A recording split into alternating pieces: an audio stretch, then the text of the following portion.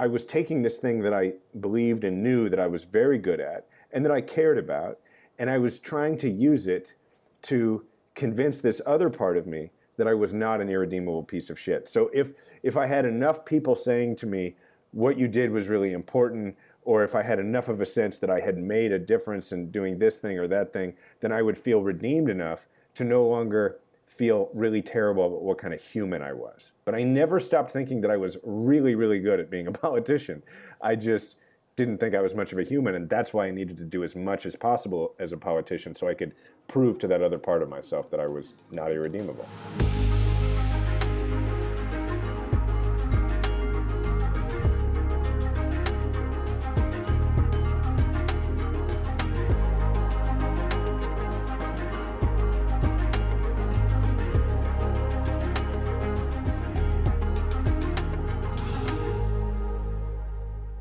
It is my pleasure and privilege to welcome to Forward the New York Times bestselling author for a second time of The Invisible Storm, which is a tremendous book. Military veteran, former Army captain, now president of expansion of the Veterans Community Project. Jason Kander joins us. Welcome, Jason.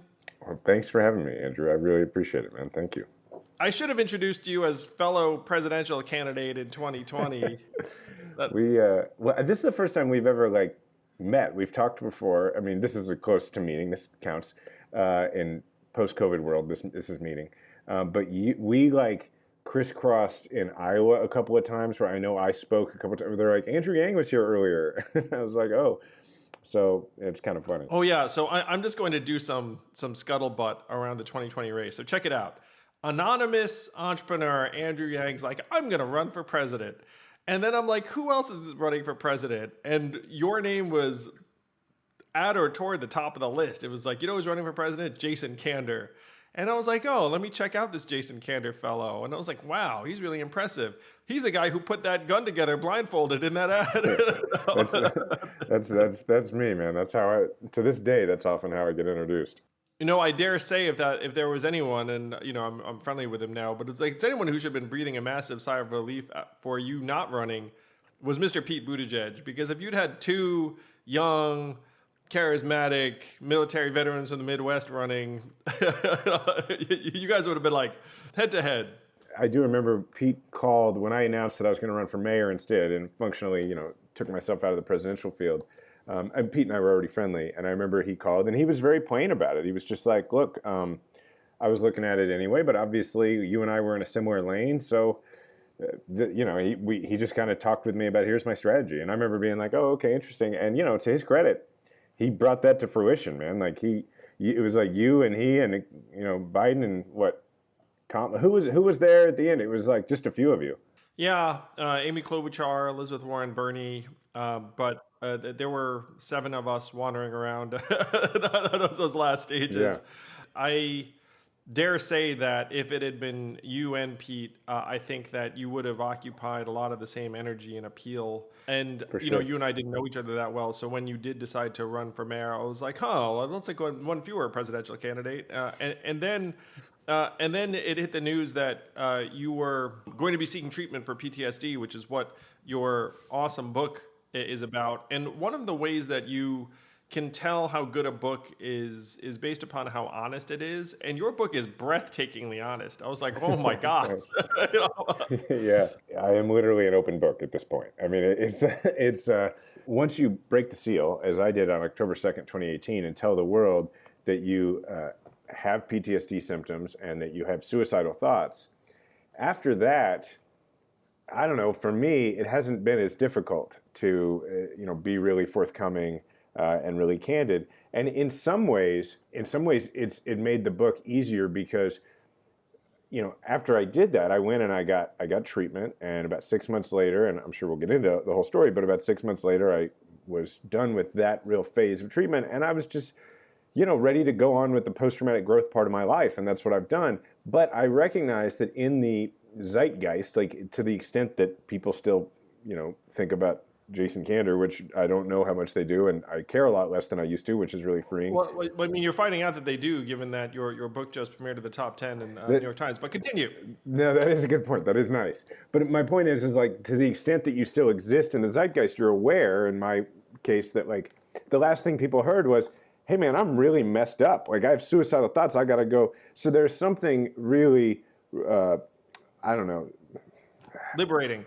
Yes, thank you. There's something really liberating about being able to say to the world, like, "Well, here was the journey I went on. Here's the journey I went on after that," so that you don't feel that sort of sense of like sympathy projected onto you by the rest of the country. It is a little bit nice to be able to shake that off and be like, okay, it's nice for people to get to the end of the book and know like I'm actually doing great. Well, I want to applaud you, and you've gotten this from thousands of people, for helping to normalize people seeking treatment for mental illness, Thanks. veteran or non-veteran. I mean, the fact is that everyone struggles, Yep. and it's something that we all too often keep to ourselves.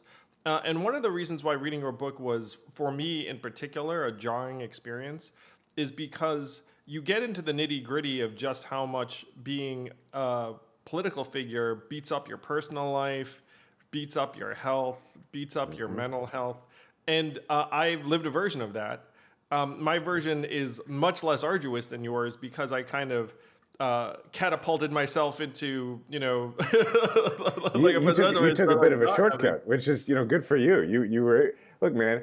If I had been able to do that, I would have done. Like if there was a way where I could be. Wait, I don't serve in the legislature. I just run for. I just signed up for that deal. So good job, you. Well, thank you, Jason. My wife thinks so too. But one of the reasons why your book is so honest is because your wife writes certain passages, and you've wanted to help people and be in politics your entire life, and you won your first state rep race. It seems like just by old-fashioned shoe leather. Yeah. When I think back, that's my favorite of all the campaigns. And it was a race for state representative where we knew that I was lesser known, and I didn't know any of the players that you're supposed to know, right? Which is, that's the usual underdog story, I guess, in politics. But I was 26 when I started running, and so we figured, well, there's 8,000 houses in this district that are really likely to have primary voters in them. So how about we just meet all those people? And I had just come back from Afghanistan where I didn't realize it at the time, but it was the first of many times when I was like, oh, cool, an opportunity to occupy my mind with something that isn't intrusive memories and thoughts. That sounds great. So I jumped right into that, and I ended up knocking those 8,000 doors 2.5 times. So I stood on a porch and knocked on a door 20,000 times in a year. And, despite being the candidate nobody expected to win that race, because we met everybody like more than once, we won with 68% of the vote. So I think this is a very, very powerful and important lesson for people who are interested in politics.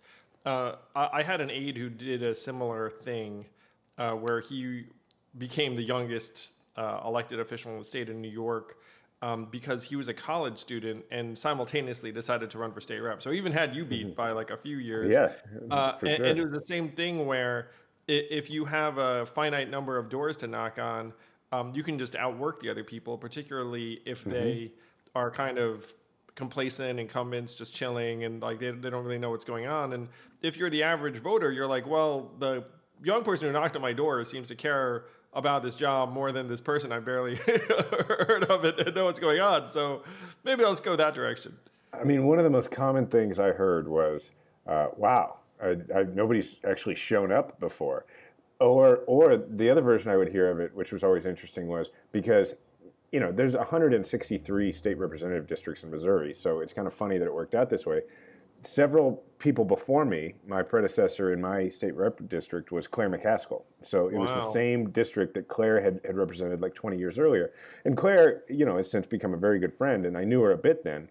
But it was so many doors where people would say to me, wow, the last person who knocked on this door was Claire McCaskill, who at the time that I was running, for state rep, she was, already in the U.S. Senate. So, and they would just be like, wow, that's the last person who, and I've had a bunch of state reps since then. So it means a lot to people when you show up. Yeah, so you win that race just by outworking, and then your next race is a Secretary of State race that it's too big for you to pull the same trick. And then there's a more senior legislator who's going to Bigfoot you out of that race. Has got money, he's got the relationships, has been there a while. And at this point, you haven't been there very long. You're still in your 20s, I think. And you somehow managed to get him to back down from running against you, which I thought was one of the neatest magic tricks I've heard of. Yeah, well, it was one of those things where, and it's really the first time in the book where I kind of let the reader see what I was dealing with behind the scenes and how I took that low level of simmering anger that was kind of always there as a result of of PTSD, which I didn't know it was at the time, and I channeled it into something. Which, in that case, what it was, yeah, all of a sudden, this guy, he was the county executive in Kansas City, so he had a huge constituency compared to my little constituency, and he'd been around a while, and he decided, yeah, well, maybe I'm running too. And he had a full-time staff, like campaign staff, and I was a state rep who had like a legislative aide at the Capitol, but that's not campaign staff. And I knew I was going into this meeting with him, and he was thinking, well, this is where Kander comes in and we work it out, and he steps aside. And I was thinking, I ain't doing that. I was so mad that this guy was running when he told me he wouldn't. I mean, I was more mad than like really the situation called for, but that was how I was sort of learning to control my emotions. Not even that. It was more like I had learned, I didn't know this then, but I had learned in Afghanistan, you control the situation around you, and if you don't, you die. So I had this need to control everything, and I learned later, turning to anger as a way to feel in control. So I go into this meeting, and in order to look like I might actually be somewhat intimidating and have some sort of team in place, I called a buddy of mine who was a first-year law student, and I was like, hey, can you just be a pretend campaign aide? Your fake aide. I love it. Yeah, and so this guy, Brian, he meets me at a Walmart across the street from the Starbucks, and we're meeting. I get into his car, sit in the passenger seat. He drives 300 feet to the Starbucks, gets out. He's got a blazer on. He's got a notebook. He sits during this meeting, doesn't say a word, and I basically lay out like, look, you can run, but I'm running too, and I'm going to outwork you, and this ain't going to be good for you. And it was supposed to be like an hour-long meeting, but it lasted 6 minutes. And 2 days later, he called and was like, yeah, you're right, not the right race for me. And it was having no idea that Brian went immediately back to class right after that meeting, and I had nobody working for me at all.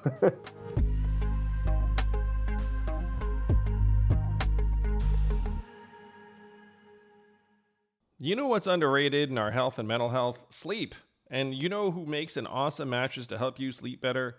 Helix Sleep. The Helix mattress became everyone's favorite mattress in the house, and in these days, we like to personalize stuff. Helix Sleep has a quiz that takes 2 minutes to complete and will match you and your body type and sleep preferences to the perfect mattress for you. Soft, medium, firm, hot, cold, yes, that's a thing. How you sleep, on your belly, on your back. If you're looking for a mattress, take the quiz. You'll learn something. I did. And you don't need to take my word for it. Helix was awarded the #1 best overall mattress pick of 2020 by GQ and Wired magazine. Just go to helixsleep.com/yang, take their 2-minute sleep quiz, and they'll match you to a customized mattress for the best sleep of your life.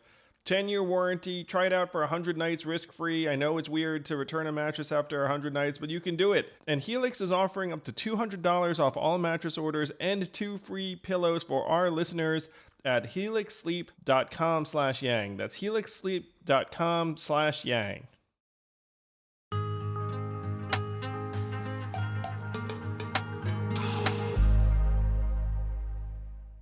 And what I loved is as soon as that meeting ended, you just called everyone you knew to roll out a couple of endorsements that could help pressure him out of the race. It's really one of the most elegant pieces of political jiu-jitsu I was aware of, because ordinarily there is such a hierarchy and this person's ahead of you in the totem pole, but you managed to elbow him out. You then become, I want to say, the youngest statewide elected official in the country, and then national headlines start homing in on this up-and-comer in Missouri. Yeah, I hadn't known that I was the first millennial to win a statewide office, but I found out when they started writing about it. And that got me a bunch of national attention, which was exciting for a lot of reasons. But it also gave me yet another thing to sort of distract myself, something to focus on. And it gave me this national attention, this opportunity to, I mean, the adrenaline rush of like when you're doing a remote cable interview or whatever, and you know they're about to come to you on national TV. That adrenaline, I hadn't had any adrenaline like anywhere near the level of Afghanistan so long, and this was, wasn't Afghanistan level adrenaline, but I was addicted to it, and I just kept having to go to these performance opportunities to get these, these highs, these endorphin highs.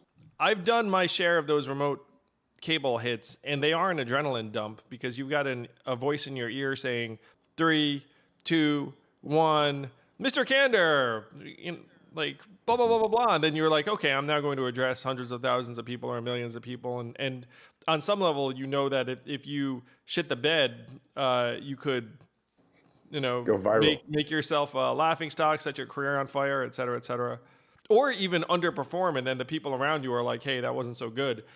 So it actually makes you feel like there's a kind of a combat instinct. Yeah, and then when it goes well, like that's a great feeling, right? And it can last a while. And the other piece of that was like, I felt like, particularly by the time later on that I'm like soft running for president, every one of those felt like very high stakes, right? Because I'm, you're certainly familiar with what it is to feel like a lot of people are like, this guy, like, do we think this guy is qualified? Right? I felt that way. I was, I had been a statewide official, but I wasn't a governor, and I was 37 years old or whatever, and I felt like each time it was like, okay, got to go be presidential, got to go prove myself, and that was a challenge and an adrenaline hit in itself.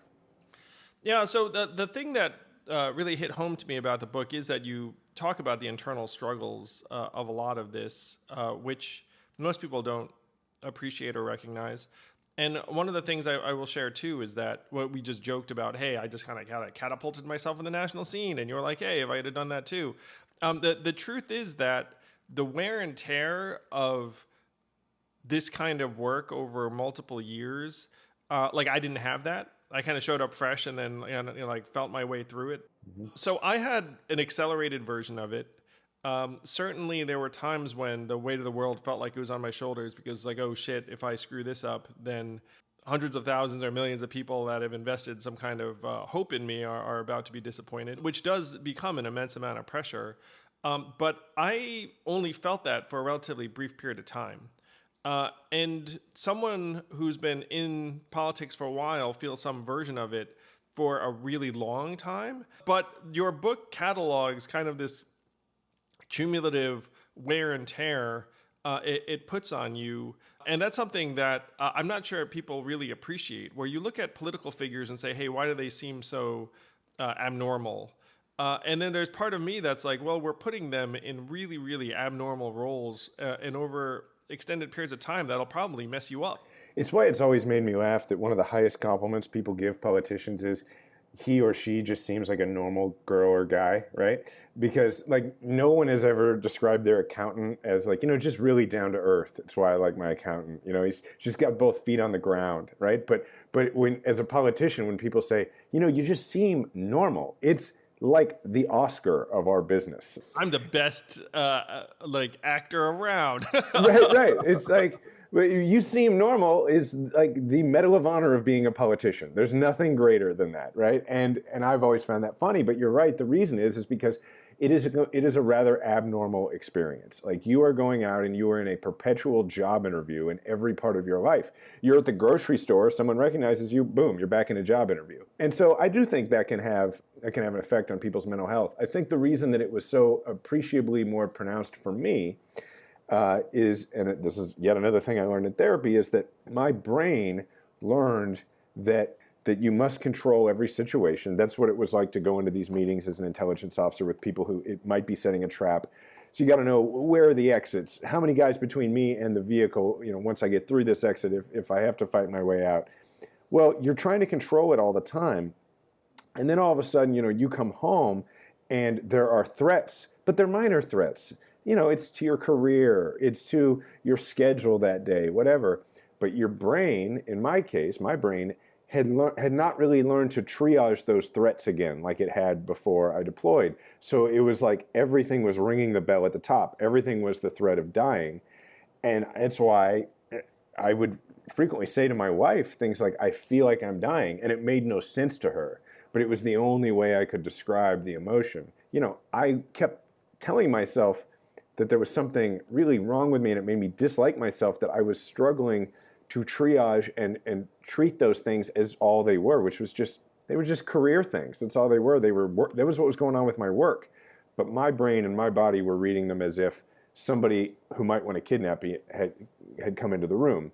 And it was in therapy that I learned why. I interviewed a comedian, Shane Gillis, recently, and he said something about, I asked him, what proportion of comedians do you think hate themselves? And he said, all of us. But we also think we're awesome. And I heard this, and I thought to myself, like, I wonder how many politicians that applies to.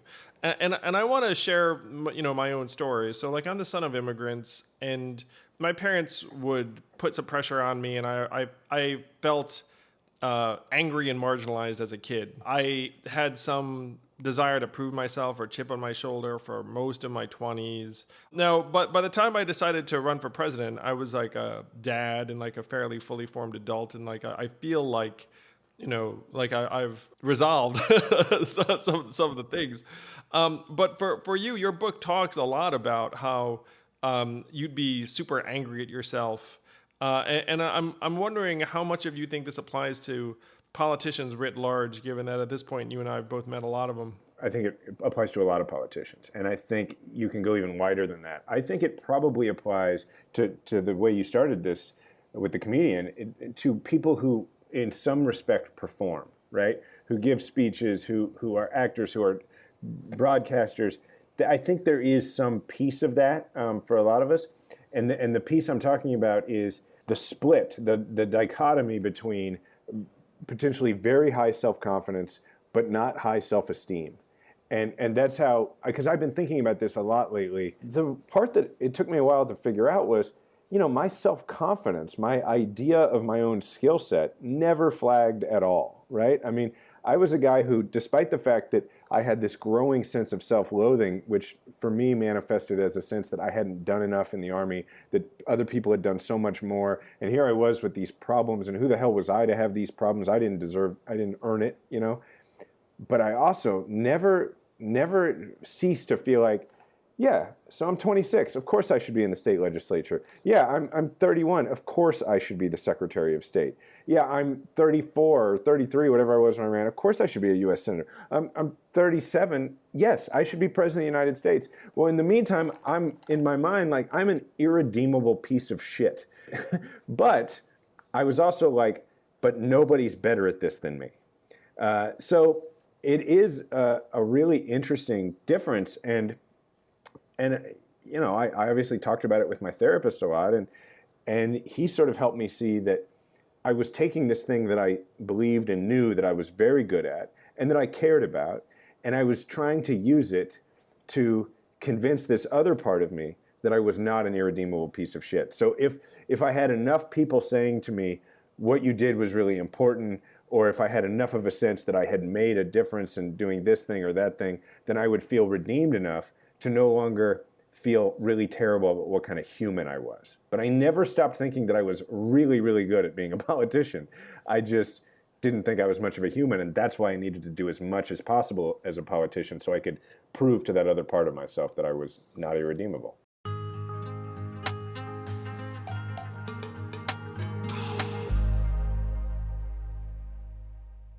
Your profile goes truly national when you run for the U.S. Senate in 2016. That's when this famous ad that you and I referenced about you taking apart a rifle blindfolded arises. You raise, I'm sure, millions and millions of dollars. Just about every national figure comes and tries to stump for you. And you outperform Democrats, or Hillary Clinton specifically, by some whopping margin, like 16 points. In Missouri, which unfortunately is not enough to win, in part because Missouri has gone from being a perennial swing state to red. I mean, right now it's Republican plus 9, maybe something along those lines. Why do you think Missouri has gone from purple to red over the last, gosh, I guess it's been like 10 or 12 years? Well, I like to joke that we just officially joined the Southeastern Conference. Like we used to, Mizzou football and everything used to be like it was us against Nebraska. Now it's us against Auburn. So like our politics and our colleges went that direction. Our college went that direction. But obviously there's more to it. And I think when you look back on when Missouri was a bellwether state, which lasted like 100 years, you used to be able to take like a map of the United States and lay it on top of Missouri. And in terms of demographics, it looked very similar, right? Like the east and west coasts of Missouri, Kansas City and St. Louis, that's where your greatest population density was. And then in the middle, you had Columbia, Missouri, which is college town. You had some population density there. So those were your very blue areas, and they outnumbered the rest of it. On top of the fact that demographically and also from an age stratagem perspective, we just lined up exactly with the country. And that's why it was so frequently the case that so went Missouri, so went the nation. Well, our demographics changed over time. The state got older, and more than anything, the Latino population in Missouri didn't grow like it grew in the rest of the country. And so as a result, we sort of slid into being more like those other states in the Southeastern Conference. Before that, it was like Iowa and Missouri had very similar politics, right? And then after a while, it was like, okay, and Iowa's now become pretty red, but for a long time, it was like, okay, Iowa has this rural populist progressivism, and then it was like, okay, well, northern Missouri is like Iowa, and southern Missouri is like Arkansas. And then eventually it just became like Missouri is a lot like Arkansas. Yeah, so I had a thesis on this in the presidential. So it's not just Missouri, as you pointed out. Iowa, also quintessential bellwether that now is Republican +9. Ohio, purple as the day is long, and now it's Republican +8. And so one of the main things I saw was that we'd eliminated 4 million manufacturing jobs, many of which used to be in these states. And so it's been harder for a high school educated man to be able to make a middle class living for himself and his family in a lot of the Midwest and the South. And that trend really took off around 2000. And then you started to see these states redden up during that time. One of the things that does make me sad and angry is that if you're the National Democratic Party and you look at what's happening in Missouri or Iowa or Ohio, you're like, wow, we used to be really competitive here, and now we're not. And you obviously lived this because you were, the Democratic Senate candidate in 2016, and you'd again outperformed anything else in the party. But the National Democratic Party can just look up and say, that's okay, we'll just swap these states for Arizona, Georgia, and Virginia that are, getting more diverse, and then we can give up on Missouri, Ohio, and Iowa. And I'm just like, wait a minute, that's bad for the country. It's like, theoretically, it also tends to polarize us more because, it bifurcates us more in terms of urban, rural, or white and diverse. Not only does it cause us to be more polarized, I also think that what it does is when you say, it deepens the problem because in terms of your political problem, you make it harder and harder to win it back later. It's not like you can just set it aside and go, well, we'll come back to that if the demographics change. Because as David Axelrod likes to say all the time, if you tell someone that they're not your voter, they will believe you, right? So when you stop talking to the needs or the concerns of certain people, and you kind of act like, well, you're probably for the other guy. They're like, I guess I'm probably for the other guy or gal. What frustrates me about that is that, I'm very much a Democrat because I look at the Democratic policy, spectrum and go, yeah, I think I agree with almost all this. Where I get irritated is that this debate that we keep having in the Democratic Party, which is the wrong debate. We keep asking this question of, should we move more to the middle or should we just tack all the way to the left? Is that how to get these voters back? And I'm like, we are asking the wrong question. My neighbors in Kansas City do not look at Joe Manchin and Alexandria Ocasio-Cortez and see two people with different ideological sets. They go, okay, so they're both Democrats? You either you sink or you swim together, right? So it's not a question of how progressive are you, how not progressive are you. It's Are you talking about the things that concern these people? Now, we are talking about things, healthcare, guns, all this stuff that will make a difference in these people's lives, but we're not talking about it the way they think about it. Where I live, what people are worried about is, and you just spoke to it with the manufacturing issue, is are my kids going to have to move somewhere else in order to raise their family, in order to be successful? Because that means I'm going to have to choose, if I have the means to choose, I'm going to have to choose whether to move to be with my grandkids or stay in the place that I call home. But that sounds like a very practical thing. What it really is my family going to be together? Am I going to be able to keep my family and the people I care about whole? Yep. And that's what frustrates me, is that the reason that people in my party think that this is about going left or going right, on the left spectrum, going center or going left, is because it's not that like they're from the coast and so therefore they're too liberal, which is what people think it is. No, it's like when they're from New York or LA or whatever, the problem is they live in the place our kids move to for opportunity. So they're less likely to understand that this is the concern that we have to speak to.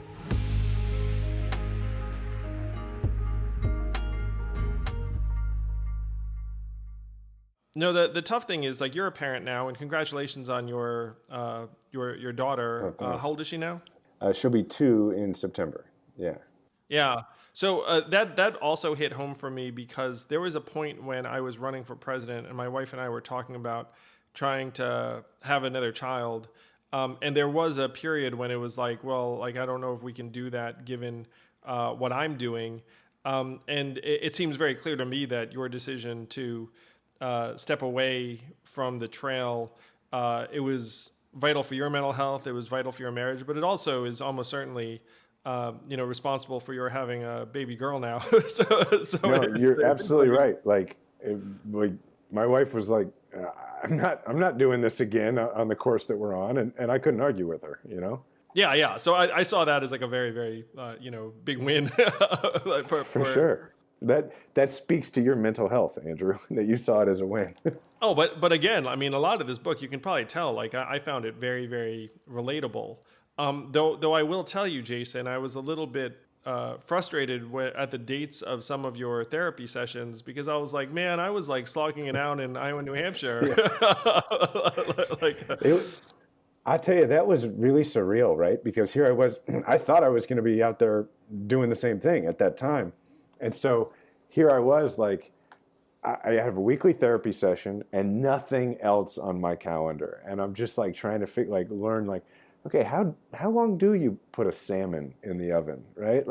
But how long do you put a salmon in the oven? And can I concentrate on that long enough to not think about this other thing, whatever it is, this intrusive, traumatic memory? And then, I'm just doing this homework that my therapist gave me during the day, but like I'll be at Costco and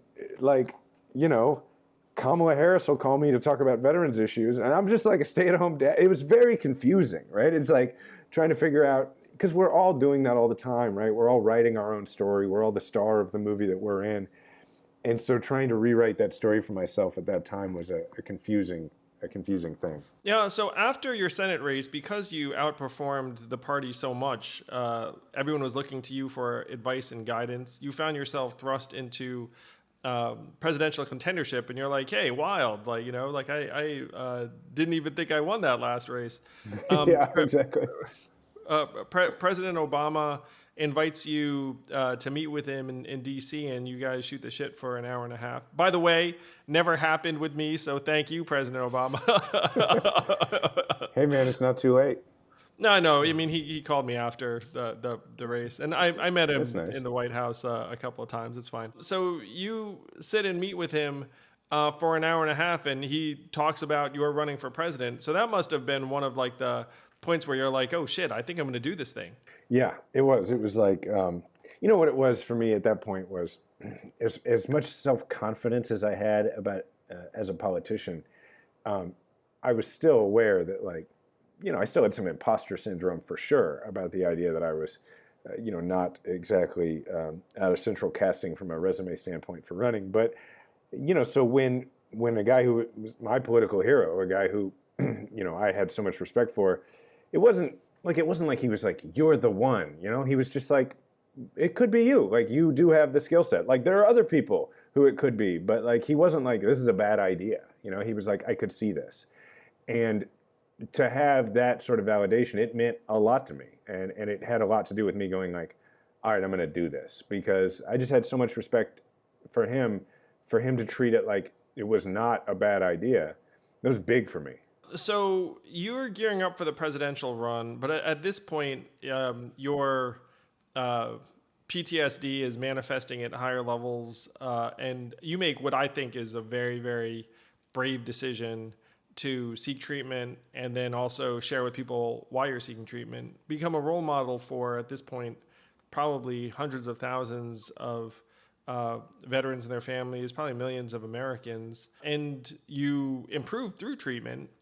Your chronicling your own treatment, I thought, was tremendous because it was, again, very honest and optimistic. If someone does the work, like, they actually can start to understand their own brains and feelings, feel the feelings, Yeah, as Nick would say. that's right. Yeah, man, it means so much to me that, because look, I've done like a lot of these interviews, and not everybody gets the chance to read the book beforehand. So I really appreciate it. Once I decided, and it wasn't like I had like a long process, as you know from reading the book, of deciding to step away. It was just like, things had been getting bad for a really long time, and then they just started getting worse a lot faster. And I was scared because I was having these suicidal thoughts at a greater clip than before. And it got to a point where I was like, I can't do that. I don't want to do this anymore. And I didn't want to die. So once I'd made that choice, I talked with my longtime campaign manager and with my wife, and it was like, okay, I had some options. I could say that, well, I'm just stepping aside from the mayor's race because Let America Vote is so important right now. Or I could, there was a lot of different things I maybe could have done. But I felt like, you know what? I hope that I'm able to get better. But I also felt like, I feel like if somebody had done this a long time ago, maybe I would have tried to get treatment a lot earlier. So I just thought, well, I want something good to come out of this. And so that's why I decided to be public about it. At the time, I pretty well figured, like, I was pretty sure that I was ending any chance of a political career, because nobody had ever really done what I was doing, or at least anybody whose mental health issues had become public had never really had a career after that. It was scary because I was okay with trading that in. At that point, I had no choice but to trade that in to get better, but I didn't actually know if I could get better. But I just decided, if this will help somebody, then that's a pretty good public service. And so that's the choice I made. Uh, you helped destigmatize seeking treatment for mental health. I mean, it's no exaggeration to say that you saved a lot of lives. You saved another bunch of lives through the Afghan Rescue Project, which we can talk about. So I'll just speak for myself because I think that's the most comfortable thing. When I was a teenager, my school referred me to a mental health counselor because I seemed angry or angsty or lonely or brooding or something like that. I enjoyed it. I got a lot out of it. I looked forward to it. She at one point was like, "Look, I think you're fine," and so this will be our last session, and we hugged. But ever since then, I was like, "Wow, everyone should do that." Because how does it do anything but help? And then my Right. brother has become a psychology professor whose work centers on stigma and mental health. Wow, that's And great. so I've always been a very passionate believer in seeking mental health treatment, in the fact that mental health is health. Countless lives are destroyed or diminished as a result of the fact that people aren't seeking the kind of care. But I'll also say that as someone who's been in the public eye, your instinct really cuts against the grain of what most anyone else does in your situation, because you're just so used to trying to present a certain front to the world, and so I've okay, I'll just more me. But like, there have been times where I did not want to be doing whatever the fuck I was doing. You know what I Yeah, mean? yeah, I bet. You know, it's like I don't particularly want to show up to this event, spar with this reporter, like do this debate, like Answer the like same questions over and over again. Maybe I would like to be with my family. right? Yeah. Yeah. I was like, oh, or it's like, hey, I can sense that like my wife is struggling, and here I am, like, Hmm. 3 time zones away, like trying to tell Yeah. people how great I am or how important this campaign is. Like Well, there are a lot of well, behaviors hold on. that That's a aren't. really important thing you just said. That dichotomy of I feel like I'm not holding up this my end of the bargain in something very important to me, my marriage. And what am I doing right now while I'm not holding up that end of the bargain? I'm telling people how great I am. Like that does take a toll. Like it can make you feel pretty bad about yourself. Yeah, I mean, it can become very unhealthy very quick. I mean, the best part of my campaign was when my family showed up down the stretch, which was like 2 years in. My wife had a running joke that she only shows up if I get to 3%.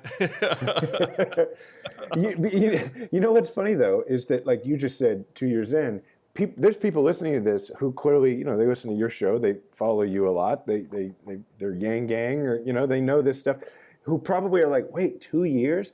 Because just the same way people say to me, like, oh, I discovered you with the gun ad, or oh, your podcast, and you exist in people's consciousness from that point forward. But what they don't realize is you ran for president for 2 years, right? Like, I didn't even end up running, and I was soft running for president for like a year. I ran for the Senate for almost two. Like, it's just interesting that I think people don't realize that it's a nonstop endeavor for way before you ever realize that we're doing it. Yeah, to your point, Jason, it makes you appreciate people who are in it for a while because, like, as a candidate or an official, like, what it takes.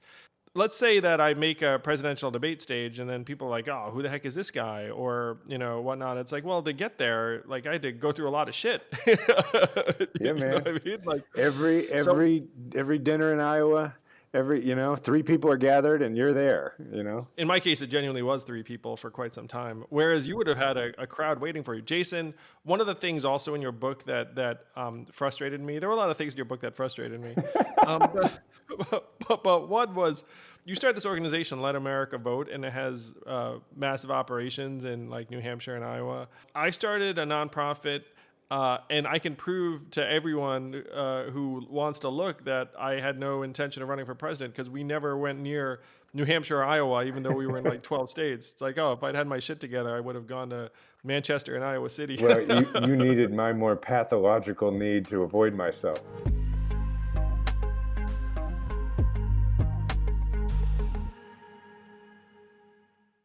So your journey is genuinely saving lives. Oh, Like that. thanks, That's man. I mean that's totally clear. And you have daughter. You're coaching your son's little league. You're playing ball. You're actually physically healthy when before that you were grinding yourself and you're back into dust. And you're also. I referenced it earlier, but you started the Afghan rescue project that managed to get 1,000 Afghans out of the country when the U.S. pulled out. Yeah, yeah. So what happened is I'm like a lot of other vets, Afghan vets in the country who just still had people there, right? Last August, when everybody's trying to marshal their own folks together and then get them into the airport, because that was really the only way out of the country to avoid Taliban retribution. But it started with just me, and then it was a couple of my battle buddies, and then eventually there were quite a few of us, and we weren't able to get our people into the airport. And in fact, we were trying to get our people into the airport and working with the Marines on the ground when the bomb went off. And so it was really upsetting, obviously. And then, the last planes left, and my buddies and I made at the time, probably ill-advised, or, I don't know, impulsive decision to be like, we're still going to get you out, having no idea how the heck that would work. But yeah, we ended up getting everybody up to Mazar-e-Sharif, where the Taliban hadn't fully consolidated control yet, and then raising a bunch of money to charter a full airliner to fly into Mazar-e-Sharif, and then literally hiring like a caterer and holding a fake wedding for 4 days in Mazar-e-Sharif so that we could put everybody in one place. The way that it was working, at least at that point, was it was like if the Taliban found you and you were on their list of people they were looking for, which all of our folks were, then they got to be the Taliban, kill you, take you to prison, whatever. But if they didn't find you until you presented at the airport with a visa and like on a manifest to fly to another country, well, then it was an international incident if they killed you. And they were trying to be somewhat more, they're somewhat less isolated than before. And so it was like this terrible game of like tag or capture the flag, where you got to get physically into the airport with this document, and then you're safe. And so that's what we did. It worked on that first one, and then we realized, well, we could maybe keep doing this. So we raised a bunch of money and ended up doing a bunch of flights. And actually, at this point, I think we're now above 1,800 people who we've helped get out. And it's, I never did anything like that when I was in office. So it's really easy for me to look at things and go like, yeah, I think I have a much greater impact now. Again, saving lives. Who the heck gets 1,800 Afghan translators and their families out? Jason Kander does. It was kind of an accident, but I mean, I appreciate it. It was, It's genuinely some superhero shit, Jason. And now you are trying to get more veterans the help that they need. And as someone who ran for president, I met personally hundreds of veterans who were struggling truly. I heard horror stories about the VA, and it was tough because these were men and women who'd given so much to the country, and now you're trying to help many of them too. yeah. I'm in now the best civilian job I've ever had as president of national expansion at Veterans Community Project. I actually I'm talking to you from a hotel room in St. Louis because I'm doing a book event here tonight. But just an hour ago, I was at the site of our new campus that we're building here in St. Louis, and it's just so cool. I mean, it's like what we're building here is a 50 unit, like 50 tiny homes village with a community center and an outreach center. So we'll be able to take homeless veterans, move them into our village, get them full comprehensive wraparound case management services, and then that's part of our whole system that has an 85% success rate of then getting them Wow. successfully into permanent independent housing. But then our outreach operation is this whole other part that people were less known for, but that our people are less aware of. But it's what the VA really is meant to be, which is any veteran can walk in with any issue, and we will work with a community partner to solve it. It's actually how I got involved. I was running for mayor, and I got the VIP tour of the mothership campus in Kansas City, which at the time was the only campus, and I was blown away by it. And 6 weeks later, I'm on suicide watch in the ER at the VA, and the people at the VA are saying like, "Hey, we're ready to help you. You got to enroll in the system. It's going to take a few months." And I'm thinking like, I don't have a few months. What? Yeah. Yeah, seriously. I'm on suicide watch here. And it wasn't that they didn't want to help. It's just like, the VA is full of awesome people who are hamstrung by the system. And so I call my buddy who was the co-founder of Veterans Community Project and the CEO, and who had given me the tour. And I'm like, hey man, I'm announcing this thing tomorrow that's probably going to be pretty big news. And I'm saying I'm going to the VA, but the VA just told me it's going to be months before I can get in. I don't know what to do. And he's like, well, come on down here. So I go down there, and I end up walking into the outreach center just like thousands of other Kansas City vets, no different. And they expedited my paperwork like they do for others. And a week later, I had my first therapy appointment at the VA. So I was already a believer. Now I'm a super believer in the program. And 6 months later, I'd been going to weekly therapy. I'm doing well. I'm hanging around all the time because I was just inspired by it. And I had been giving them advice because all these other communities were saying, hey, what you've done in Kansas City is not been done anywhere else. Can you come and do it here? And I had, Let America Vote. I had created a national organization before. So I'm just kind of giving advice. And finally, my buddy Brian, who's the CEO, said to me, like, hey, you ain't working. You're just hanging out here. Like, how about you just come on full time? And so that's what I did. And now we are right now building a village in the Denver area. We've been serving veterans there for a year. Like I said, we're building in St. Louis. We just broke ground in Sioux Falls, South Dakota. We just bought land in Oklahoma City. And then we got some other stuff laid on for after that. So it's a great gig. I love it. It's really awesome stuff, man. And the fact that you made the right choice for yourself and millions of Americans and veterans and your family, it's still not the same kind of choice that a lot of other people make. Like, I mean, this thing will will eat some people alive. And so reading your book, really, like, I think you can tell, like, I felt it pretty deeply. It's like, but I appreciate the leader and person that you are in ways that I know a lot of other people will as well.